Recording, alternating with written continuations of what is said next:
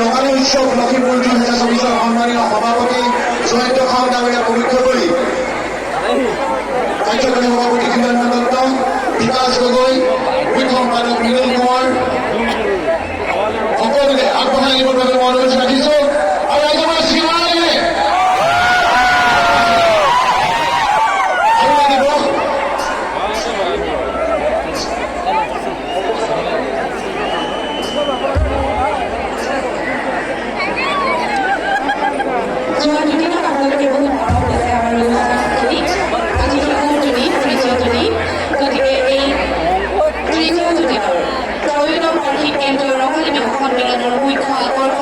আমাৰ আমন্ত্ৰিত মহাপৌৰ শিল্পী জুবিন গাৰ্গ ডাঙৰীয়াক আমি মঞ্চলৈ আদৰাই আনিবলৈ অনুৰোধ জনাইছো। আমাৰ কমিটিৰ উদ্যোক্তাসকলক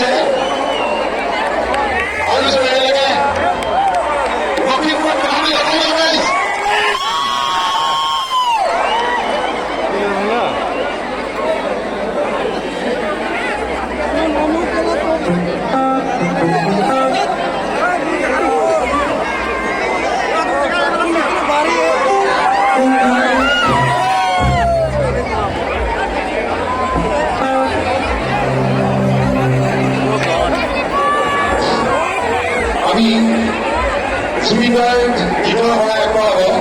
যিহেতু আমি মঞ্চৰ পৰা যিসকল ব্যক্তিক আমি দায়িত্ব ন্যস্ত কৰিছো তাত আমি সকলোকে আমাৰ উদযাপন সমিতিৰ সকলো কৰ্মকৰ্তাক আমি মঞ্চৰ তললৈ নামিবলৈ অনুৰোধ জনাইছো।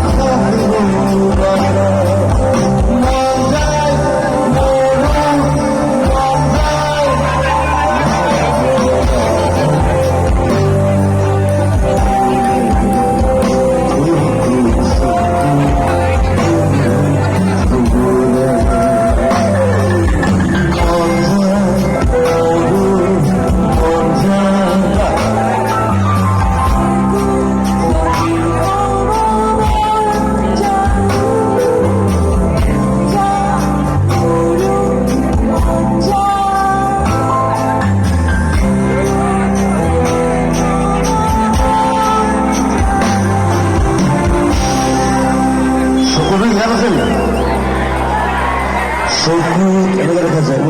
চকুটো ইয়ালৈ কেনেকে আহিলে মানৱ আৰু মেঘালী মোৰ কাৰণে জীৱনৰ আটাইতকৈ ধুনীয়া কেৰেক্টাৰ আছে মানৱ মেঘালী খালি আমি এটা কথা পাতি নাপালো চিনেমাখনত সেইটোৱে দুখ আৰু মানে অকল চাই থাকোঁতে গ'ল লাগে আৰু তোৰ নামনো মেঘালী আছিলে নেকি সেইটো মই আজিহে গম পালোঁ Anyway, she's so sweet. She's family. মোৰ ঘৰৰ ছোৱালী নিচিনা চ' আমি এনেকৈ থাকোঁ যিটো উৎপাত কৰি থাকোঁ আৰু তাই মোক কয় যে আই লাভ ইউ যেতিয়া দুপেক খাই লয় তেতিয়া মোলৈ মনত পৰে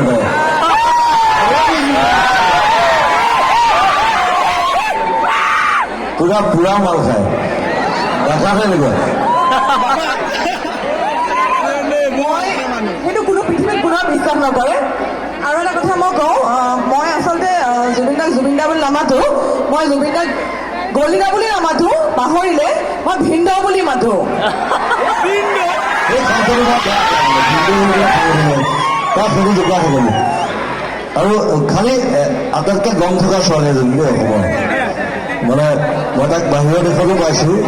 একো পাত্তা নিদিয়ে মানে কোনো ল'ৰা হওক কিবা হওক এই কোন কেনেকুৱা হয় মানে এনেকুৱা হওক মানে চ' আই লাভ আৰ so' much thank you Sidli